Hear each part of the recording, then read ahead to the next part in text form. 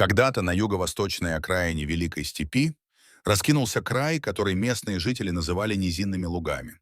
Место это было обильным на мягкую зеленую траву, свежие родники и бесчисленные колонии полевок, мышей и других мелких зверьков, благодаря которым десятилетиями процветали дикие кошачьи племена.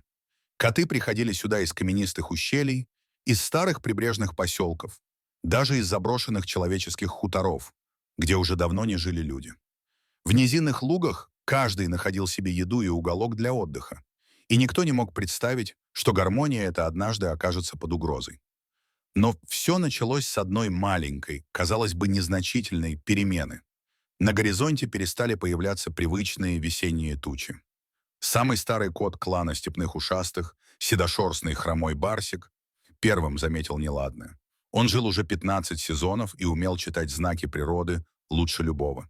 «Не нравится мне тишина», — ворчал он молодым, когда в очередной раз возвращался с охоты, неся лишь одну тощую мышь. Однако молодежь смеялась. Барсик опять пугает нас своими сказками. Да просто весна выдалась суховатой. Только вот суховатой она была не весной, а и летом, и осенью, и даже зимой. Влажные ветра перестали приходить с юга, и трава изумрудно-зеленого цвета превратилась в пыльные жесткие иглы. Первым пропал запах. Сначала исчез аромат утренней росы, затем запах густой травы, затем привычная сырость от нор грызунов. Потом исчезли и сами грызуны. Полевки, которые всегда кишели под ногами, скрылись так внезапно, будто растворились в воздухе. Коты днями ходили по степи, слушали землю, прислушивались к шорохам. Но все, что они слышали — треск сухих стеблей. А когда нет грызунов, нет и еды. И вот спустя 3 месяца засухи племена кошек собрались на совет. Совет проходил у каменного круга, древнего места, которое когда-то построили люди или ветер, никто уже не знал. Здесь обсуждали беды и принимали решения. Пришли все: крупные серые охотники из северных краев, легкие и быстрые золотистые кошки из прибрежных лесов, осторожные черепаховые кошки из холмов. Даже кот-одиночка. Рыжий Семен, который обычно ни с кем не водился, появился на совете. Старейшина хромой барсик первым вышел к центру круга. Его голос был хриплым, но каждый в степи знал: если он говорит, это важно. «Грызуны ушли на запад. Я слежу за их следами уже 10 дней», — сказал он. «Они уходят туда, где еще осталась влага. Если мы хотим жить, нам придется идти за ними». Молодые коты зашумели. Запад был далек, там находились холмы, реки, человеческие города. А город — место, где опасность подстерегает на каждом шагу. Но что делать? Оставаться означало умереть.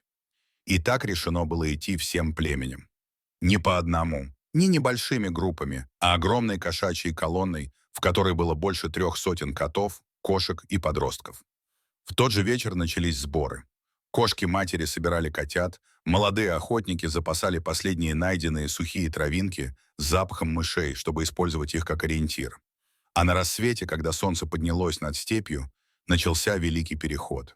Первые дни пути были трудными, но не страшными. Земля была знакома. Ветер хоть и сухой, но родной. Однако чем дальше они шли, тем больше степь превращалась в потрескавшуюся пустошь.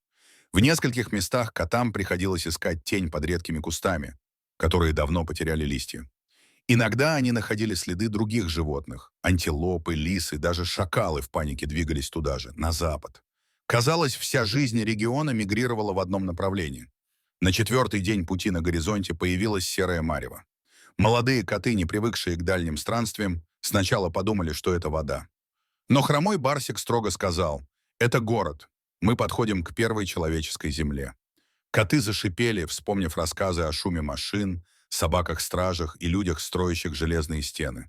Но выбора не было. Город носил название Каменнолесье. Когда-то это был промышленный центр, но после упадка многие районы стали заброшенными. И именно там коты надеялись проскользнуть незамеченными. Но когда они подошли ближе, стало ясно: людей здесь по-прежнему много. Дым из труб, шум машин, запах топлива — все говорило о том, что это живой город. Старейшины решали долго, как пройти. Наконец было решено двигаться по ночам, небольшими группами. Охотники вперед, матеря и котята в центре, старики замыкали колонну. Первая ночь прошла успешно. Они двинулись по крышам, заброшенным чердакам, по старым тропам, проложенным бездомными котами. Однако на вторую ночь случилось то, что изменило весь ход их путешествия. У восточной окраины Каменнолесья они наткнулись на территорию стаи собак. Эти собаки были огромные, полудикие, охраняли старый склад. И когда первая группа котов проскальзывала мимо ржавого забора, одна из собак подняла тревогу. Лай был таким громким, что поднял на ноги целый квартал. Коты бросились бежать во все стороны, от паники. Строй нарушился. Среди бегущих была молодая серебристая кошка Лина. Она пыталась унести двух котят, но один сорвался с ее спины и покатился по бетонной крошке. Лина бросилась за ним, но огромный черный пес уже мчался к малышу. Все бы кончилось плохо, если бы не тонкий рыжеватый кот, который неожиданно прыгнул прямо на морду пса. Это был рыжий Семен, тот самый одиночка, которого никто толком не знал. Пока он уворачивался от зубов пса, Лина схватила котенка и скрылась. Семен же, израненный, но живой, сумел выскользнуть в щель между контейнерами и догнать колонну. Позже. После этого случая коты поняли. Путь будет опаснее, чем они думали. Они шли еще 8 ночей. Прятались в подвалах старых магазинов, пробирались по крышам, избегали свет фар и людей. Несколько раз их путь пересекался с бездомными кошачьими группами города. И те рассказывали одно и то же. Грызуны уходят дальше, в сторону Великой реки, где еще есть влага. И потому поток животных движется туда бесконечной лентой. Наконец, когда силы были на исходе, впереди показались туманные силуэты деревьев. Это были пойменные леса прибрежного региона. Здесь земля снова пахла сыростью, а воздух был густым. Но радость была преждевременной. Река разлилась так широко, что привычные тропы оказались затоплены. Чтобы продолжить путь, нужно было перейти на другую сторону. Переход оказался самым трудным. У котов нет плавников и крыльев, но есть хитрость и упорство. Они нашли старое поваленное дерево, которое лежало почти поперек воды, и начали переходить по нему. Вода бурлила снизу, бревно скользило, но они шли. И все было хорошо, пока сильный порыв ветра не сбил юного кота по имени Ветерек в воду. Лина завизжала, другие кошки подались вперед, но течение уносило кота слишком быстро. Тогда вновь вмешался рыжий Семен. Он бросился в воду, используя все свои силы, и доплыл до ветерка. С трудом, почти теряя сознание, он подтолкнул котенка к берегу, где другие сумели вытащить его. Сам же Семен едва выбрался. После этого случая его уже никто не называл одиночкой. Он стал героем. Когда коты наконец добрались до западного берега Великой реки, их ждало неожиданное зрелище. Там, в густых кустах, они услышали знакомый звук — писк мышей. Потом еще и еще.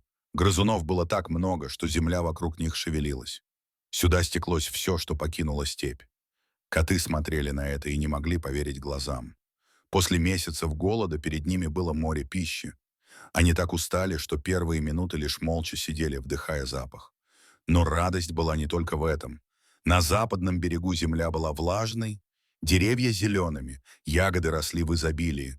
Здесь не было следов засухи.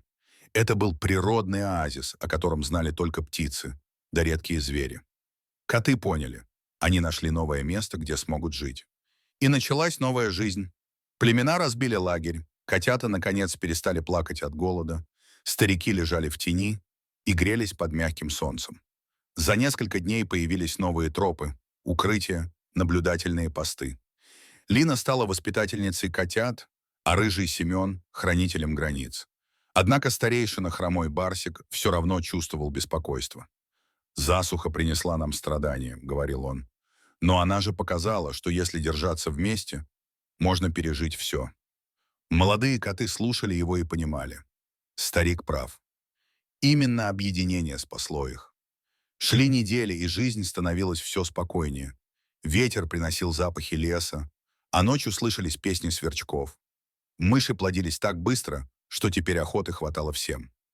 Но иногда коты выходили на холм и смотрели в сторону степи, вспоминая свой дом. Многие говорили, что однажды, когда вернутся дожди, они смогут вернуться обратно. Но другие считали, что лучше остаться здесь, где можно построить новый дом. Прошла осень, пришла мягкая зима, И однажды утром, когда над рекой висел туман, хромой Барсик собрал всех и сказал: «Мы прошли долгий путь. Мы потеряли многое, но обрели больше. Мы теперь не просто разные племена. Мы — народ Великой реки». Эти слова стали началом новой эры. И хотя рассказы о великом переселении передавали потом еще много поколений, каждый всегда помнил, что причиной всего стала засуха, высушившая степь и прогнавшая грызунов. Но именно она заставила котов совершить невероятное путешествие, которое изменило их судьбу. А где-то вдалеке, за горизонтом, ветер вновь собирал тучи. И никто не знал, несут ли они засуху или новую надежду.